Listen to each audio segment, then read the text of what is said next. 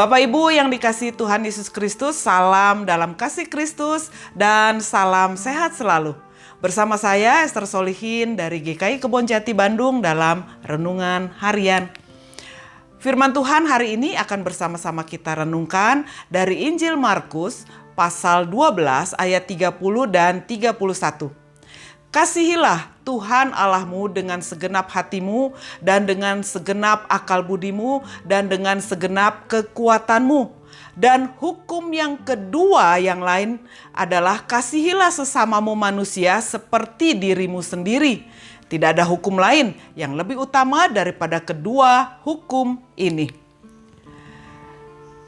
Firman Tuhan hari ini akan saya beri judul dengan keutuhan pribadi. Konon, tidak selalu ada titik temu antara para psikolog dengan kekristenan. Tetapi meskipun demikian, ada satu hal yang disepakati, yaitu betapa pentingnya kepribadian yang utuh.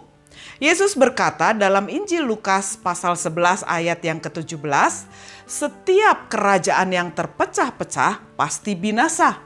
Demikianlah juga dengan kepribadian yang terpecah-pecah, pasti kerap kehilangan damai sejahtera dan sukacita. Demikian kata pendeta almarhum Eka Dharma Putra.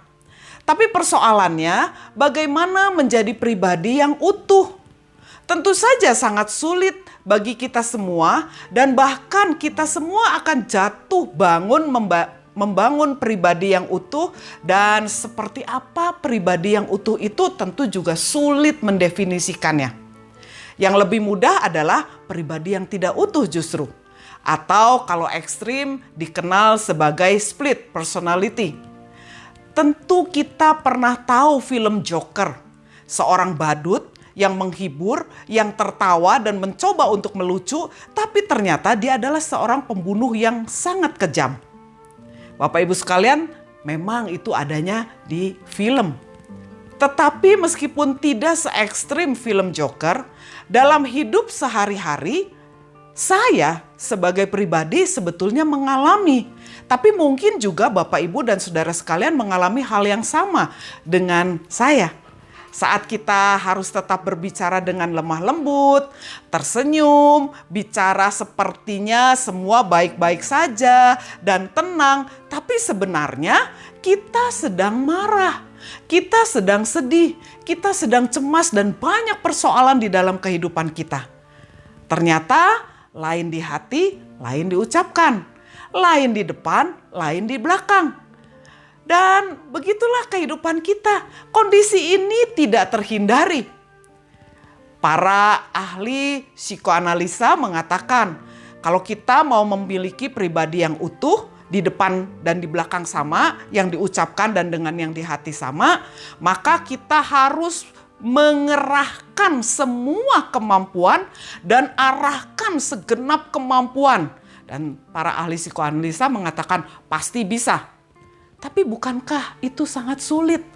Bahkan keadaan seperti itu bisa saja membuat kita semakin menjadi pribadi yang tidak utuh. Tetapi Bapak Ibu sekalian, firman Tuhan hari ini justru hendak mengatakan bahwa Tuhan memang sangat mengerti bahwa kita ini adalah pribadi yang tidak utuh, yang lemah. Karena kita ini adalah dari debu dan tanah. Karena itu Tuhan memberikan hukum kasih ini kepada setiap kita umatnya. Karena melalui hukum kasih ini adalah hukum yang dipakai Tuhan agar kita menjalani kehidupan kita. Dan ketika kita menjalani kehidupan kita, kita memiliki rambu-rambu seperti sebuah cermin yang jernih. Yang dapat menunjukkan pada kita ketersesatan kita, ketidakmampuan kita, kelemahan kita, pelanggaran, dan mungkin dosa yang mungkin sudah terlanjur kita lakukan. Dan dengan demikian, dengan hukum kasih inilah kita dapat kembali pada jalan yang benar, jalan yang tidak tersesat, menjadi sebuah pribadi yang diutuhkan oleh kasih Kristus.